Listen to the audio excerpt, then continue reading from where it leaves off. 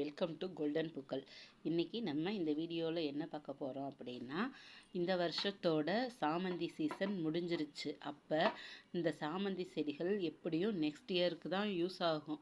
அப்போ இந்த சாமந்தி செடிகள் இப்படி கனமான வேர் குச்சி இதுகளோடு இருக்கும்போது இது அப்படியே மண்ணோட மண்ணாக காஞ்சு போயிடும். இப்போ இதில் வேருமே இருக்குது, வேர்லாம் இருக்கிற செடி தான். அப்படி இருந்தாலுமே இங்கே இருக்க தண்டுகளை பாருங்களேன், கொஞ்சம் நல்லா இந்த மாதிரி ஒரு ஸ்ட்ரென்த்தே இல்லாமல் உள்ளுக்குள்ளே போலாக இருக்கிற மாதிரி இது மாதிரி இத்து போனப்பில் இந்த அளவுக்கு ஆயிரும். அத்தனைக்கும் இதில் வேர்லாம் நல்லா ஸ்ட்ராங்காக தான் இருக்குது. நல்லா வேர் நல்ல மண்ணில் ஆழமாக தான் பதிஞ்சிருந்தது. அப்படி இருந்துமே இந்த குச்சி இப்பயே வெயிலோட தாக்கத்தினால என்ன ஆகுதுன்னா அப்படியே இது காய பார்க்குது. ஃபுல் செடியுமே காய பார்க்குது. அப்படி ஃபுல் செடி காஞ்சிருச்சுன்னா என்னாகும், பைய செடி ஃபுல்லாகவுமே பட்டு போயிடும். பாருங்கள், இதுவும் அப்படி அடுத்ததில் இருந்தது தான். வேறு இருந்தாலும் இது அந்தளவுக்கு ஒரு மாதிரி ஸ்ட்ரென்த்னு இல்லாமல் இப்படி இந்த அளவுக்கு இருக்கும்போது அப்படியே காஞ்சிரும், முருகி போய் இந்த அளவுக்கு நல்ல இதாக இருந்தால் இப்படி சத்தம் கூட கேட்காது, அப்படியே சாஃப்டாக இருக்கும். வளர்கிற செடியாக இருந்தால் இது காயறது தான் இப்படி தண்டெல்லாம் நல்லா இந்த அளவுக்கு ஆகி இப்படி ஒன்றுமே இல்லாமல் போயிடும். அப்போ நம்ம என்ன ஆகும், அடுத்த சீசனுக்கு இது வரக்கூட வராது. அப்படியே செடி ஃபுல்லாகவுமே காஞ்சு போய் ஒன்றும் இல்லாமல் ஆயிரும். இது பாருங்களேன், இது அது மாதிரி ஒரு இது தான். இது பாருங்கள், வேரெல்லாம் இருந்துமே அது என்ன ஆகுது அப்படின்னு சொன்னால், இந்த மாதிரி இந்த வேருக்குள்ளே பாருங்கள் சுரண்டி இப்படி பார்க்கும்போதே தெரியும், ஃப்ரெஷ்னஸ்ஸே இல்லை. இந்த அது இப்படி தான் இருக்கும் பாருங்கள், உள்ளுக்குள்ளே கூட தெரியும். அது செடி வர்றதுக்குரிய பச்சையம் கூட அதில் இல்லாமல் இருக்குது. பச்சையம் கூட இல்லாமல் இப்படி ஆயிடுது.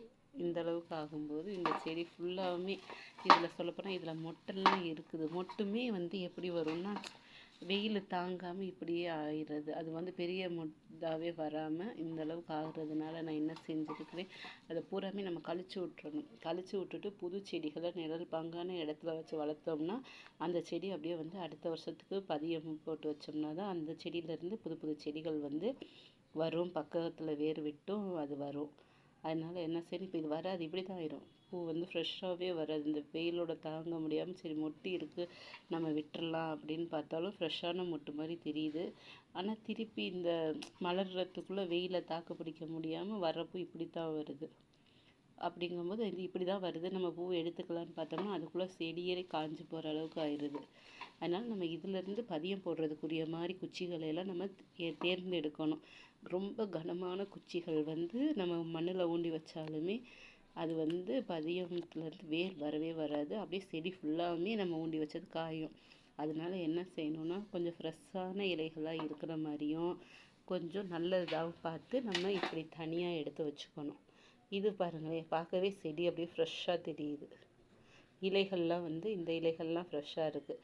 நம்ம வேண்டான்னு கழிச்சு போட்ட இலைகள் எப்படி இருக்குன்னா இந்த பூச்சி அது மாதிரி வச்சவருக்கும் அந்த இலையை இந்த மாதிரி மொறுன்னு இப்படி இருக்கும். இப்படி இருக்க இலை வரவே வராது. அதனால் இந்த மாதிரி இதுகளை கழிச்சிட்டு நம்ம தனியாக கொஞ்சம் அடுத்த சீசனுக்கு தாக்கு பிடிக்கிற மாதிரி இல்லாமல் தண்டாக இந்த மாதிரி பெண்டாகும்போது நம்ம அழைச்சிட்டு விட்டால் கூட உடையாது. இந்த மாதிரி ஃப்ரெஷ்ஷாக தண்டாக இருக்கக்கூடிய செடிகள் நம்ம தனித்தனி தொட்டிகளில் நட்டு வச்சுட்டோம்னா அப்படியே இது அடுத்த வருஷத்துக்கு நம்ம இந்த வருஷம் போட்ட வீடியோ மாதிரியே அடுத்த வருஷத்துக்கும் செடிகள் நல்லபடியாக வரும். அப்போ நம்ம செய்ய வேண்டிய இந்த மாதிரி ஃப்ரெஷ் லீவ்ஸ் இருக்கிற குச்சிகளை மட்டுமே நம்ம தனியாக எடுக்க போகிறோம்.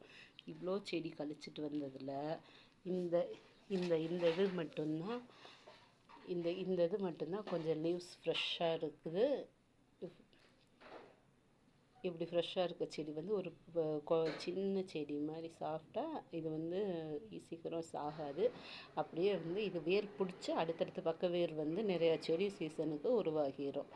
அதுலேருந்து 1-2 பூ தான் நல்ல பூவாகவே இருந்தது. அவ்வளோ கழிச்சதில் இந்த இதுதான் நல்ல பூ இருந்தது. இந்த நல்ல பூ மட்டும் ஃபஸ்ட்டு எடுத்துகிட்டு தான் அப்புறம் கழிக்க போகணும். இப்படி தான் வரும் இந்த சீசன். நீங்கள் என்ன தான் சரி மொட்டுகள் வரும், மொட்டு கழிக்க மனசே வரல. ஆனால் இது வந்து மொட்டை வச்சுருந்தாலும் அது வந்து ஒன்றும் வராது. இந்த மொட்டோட எப்படிடா நம்ம அந்த செடியை வெட்டுறது அப்படின்னு பார்த்தாலும் இந்த மொட்டை அப்படியே கருகிடுது. அப்படியே கருகி போகும்போது என்னாகும், செடி ஃபுல்லாக காயறதுக்குள்ளே நம்ம நல்ல செடிகளை எடுத்துக்கலாம் அப்படிங்கிறதுனால இந்த நல்ல செடியை மட்டும் எடுத்து வச்சாச்சு. நம்ம பதியம் போட்டு வச்சு இந்த செடி எப்படி வளருங்கிறத வீடியோ போடுவோம். இந்த பதிவு உங்களுக்கு பிடிச்சிருந்தா சப்ஸ்கிரைப் பண்ணுங்கள் ஃப்ரெண்ட்ஸ். லைக்ஸு, வியூஸு இதெல்லாம் அதிகமாக இருக்குது. ஆனால் சப்ஸ்கிரைபர்ஸ் வந்து நீங்கள் சப்ஸ்கிரைப் பண்ணால் தான் கிடைக்கும். அதனால் வந்து நீங்கள் என்னோடய பதிவு பிடிச்சிருந்துச்சினாலும் இது போல் ரோஜா செடிகள், சாமந்தி செடிகள் இதெல்லாம் எப்படி வளர்க்குறது, என்ன உரம் போடலாம் அப்படிங்கிறதெல்லாம் என்னோட கூட இருந்து நீங்கள் பார்த்துக்கலாம். அதனால் எனக்கு சப்ஸ்கிரைப் பண்ணுங்கள் ஃப்ரெண்ட்ஸ். தேங்க்யூ.